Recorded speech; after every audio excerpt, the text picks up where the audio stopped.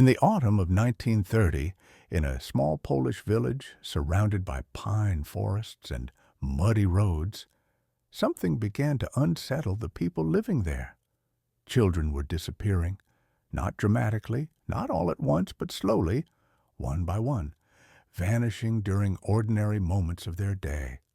A boy who went to return a pail, a girl walking home from the bakery, two brothers racing each other to the well. Their tracks ended suddenly, as if they had stepped off the earth. All of them had passed, at some point in their last hours, near the old house of a widow named Emilia Wislicka. Her home stood at the edge of the village, close to the trees. It was old, leaning slightly to one side, with a fence that always seemed moments from collapsing.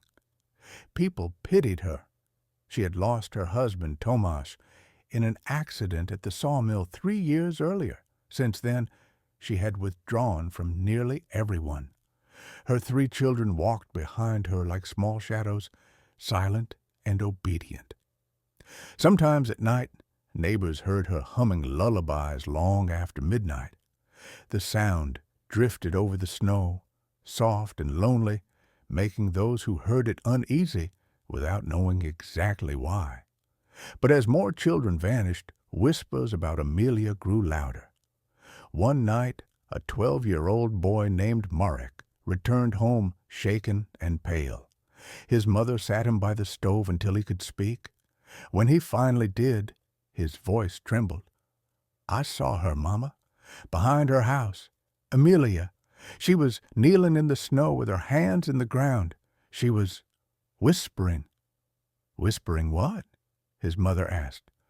"Names," he said. "The names of the missing children." His mother tried to convince him he imagined it. But that night, she pushed a chair against the door before sleeping. By winter's end, fear had settled into every corner of the village.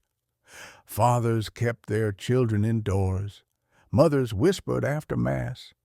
The priest insisted grief could make people see patterns where none existed. But even he avoided looking toward Emilia's house. Everything changed during a storm in early March. A heavy pine tree fell across Emilia's fence. The next morning, her neighbor Stefan went outside to inspect the damage. His dog, Boris, slipped through the broken boards and began digging in a patch of unusually soft earth. Stefan shouted for him to stop, but the dog kept digging until something small rolled into the snow. A child's wooden toy horse. Everyone recognized it. It belonged to Helena, the girl who had vanished months earlier.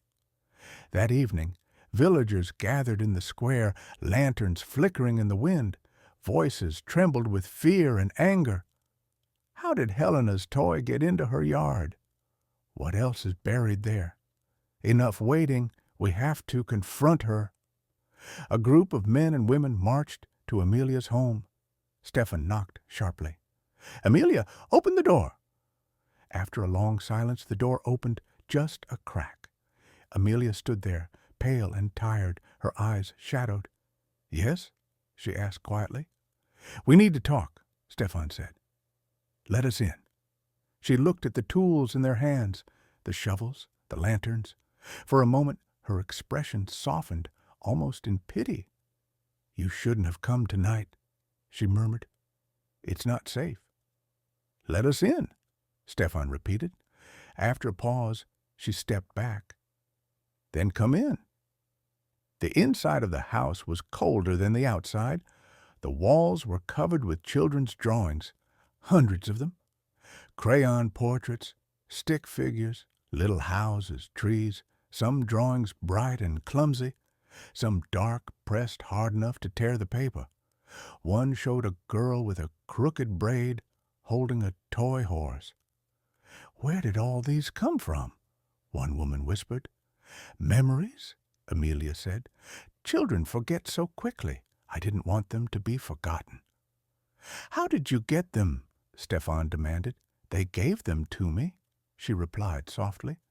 Who? He snapped. The missing children? She didn't answer.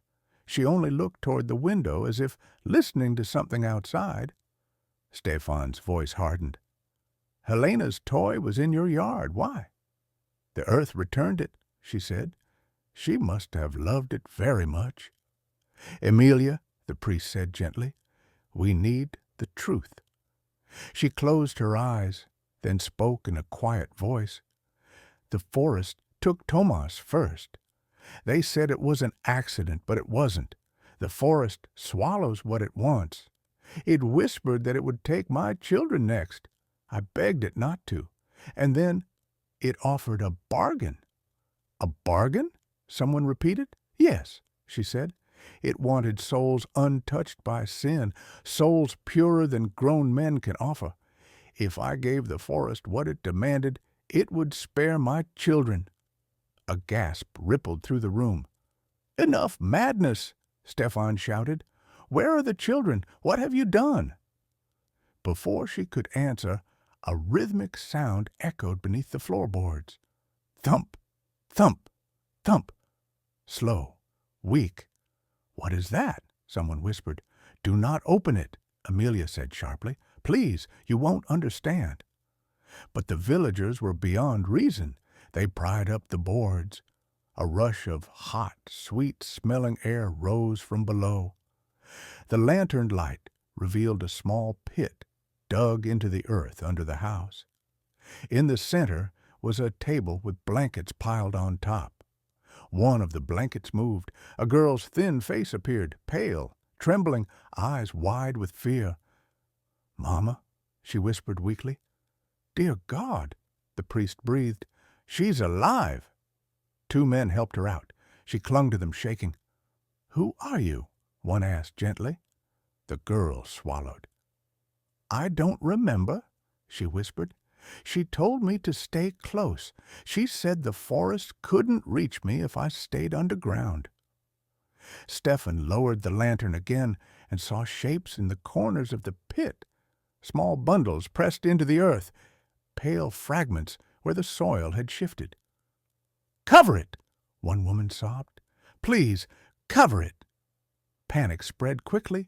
Someone knocked the stove, sending flames across the floor. The old wood caught instantly. Smoke filled the room. Emilia, come with us, the priest shouted. She stood still as fire began to crawl up the walls. I tried to save them, she whispered. I kept my children safe. I thought the forest would be satisfied. I didn't know it would want more. Emilia, he cried again. But she stepped back into the smoke.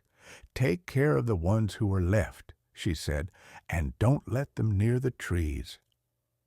The villagers escaped as the house went up in flames. Outside, they watched it collapse, sparks flying into the night. When officials arrived the next morning, the villagers claimed it was an accident. They showed them the rescued girl, who stared blankly at the ceiling.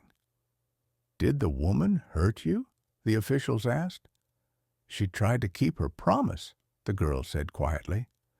She said the ground was softer for me. She said if I stayed close, it wouldn't take me. What wouldn't? She shook her head. It kept asking for more names. The place where Emilia's house stood never recovered. Grass grew unevenly. The earth stayed soft even in winter. Animals avoided it. And sometimes on foggy nights, villagers claimed to hear a faint lullaby drifting from that empty patch of land. Soft, slow, unbearably sad. A mother's voice, calling a child home,